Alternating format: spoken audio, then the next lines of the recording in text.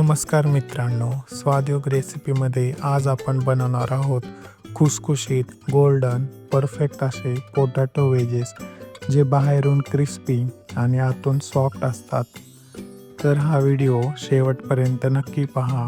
चॅनलवर नवीन असाल तर चॅनलला सबस्क्राईब करा. चला तर मग रेसिपीला सुरुवात करूया. त्यासाठी इथे 4 बटाटे धुवून स्वच्छ घेतलेले आहेत. त्यानंतर हे जे बटाटे आहेत त्याच्या आपल्याला साली काढून घ्यायच्या आहेत.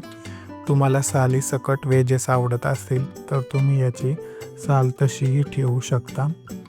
त्याच्यासाठी बटाट्यावरची जी माती वगैरे आहे ती स्वच्छ करून घ्या. आपला बटाटा इथं आपल्याला चिरून घ्यायचा आहे. प्रथम तो 2 भागामध्ये आपल्याला चिरून घ्यायचा आहे आणि त्याच्यानंतर आपल्याला त्याचे वेजेस तयार करायचे आहे. वेजेस जे आहे ते आपल्याला जाड ठेवायचे आहे, पातळ ठेवायच्या नाही आहेत. इथे सर्व वेजेस आपल्या कापून तयार आहेत. त्यानंतर एका कढईमध्ये आपल्याला पाणी गरम करायला ठेवायचं आहे. उकळत्या पाण्यामध्ये आपल्याला चवीपुरतं मीठ घालायचं आहे आणि त्यानंतर आपले वेजेस त्याच्यामध्ये घालायचे आहे. हे वेजेस जे आहे ते आपल्याला 5 मिनटं पाण्यात शिजवून घ्यायचे आहे. 70% शिजतील इथपर्यंतच आपल्याला त्यांना शिजवायचे, म्हणजे 5 मिनिटे. त्याच्यानंतर हे जे वेजेस आहे ते आपल्याला बाउलमध्ये काढून घ्यायचे आहे आणि त्याला पूर्ण थंड करून घ्यायचं आहे.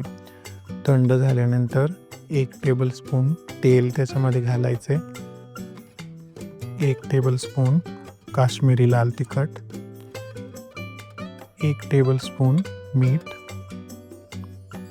1 टेबलस्पून मिक्स हर्ब, 1 टेबलस्पून काळी मिरीपूड, 2 टेबलस्पून कॉर्नफ्लोअर. कॉर्नफ्लोअरमुळे क्रिस्पीपणा वाढतो. ही सर्व जिन्नसे आपल्याला एकत्र करून घ्यायचे आणि सर्व वेजेसला याचं कोटिंग करून घ्यायचं आहे. इथे सगळे वेजेसला कोटिंग झालेलं आहे. आज आपण याला एअर फ्रायमध्ये बनवणार आहे. त्याच्यासाठी एअर फ्रायमध्ये किंवा एअर फ्रायच्या बास्केटमध्ये आपण हे वेजेस असेंबल करणार आहे. तुम्ही वाटत असेल तर याला तळून घेऊ शकता.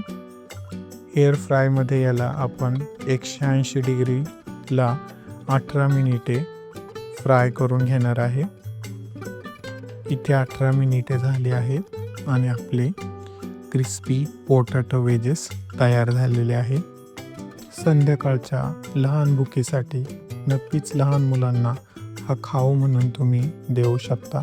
रेसिपी आवडली असेल तर व्हिडिओला नक्की लाईक करा. पोटॅटो वेजेस तुम्हाला खायला आवडतात की नाही हे कमेंट बॉक्समध्ये कळवा.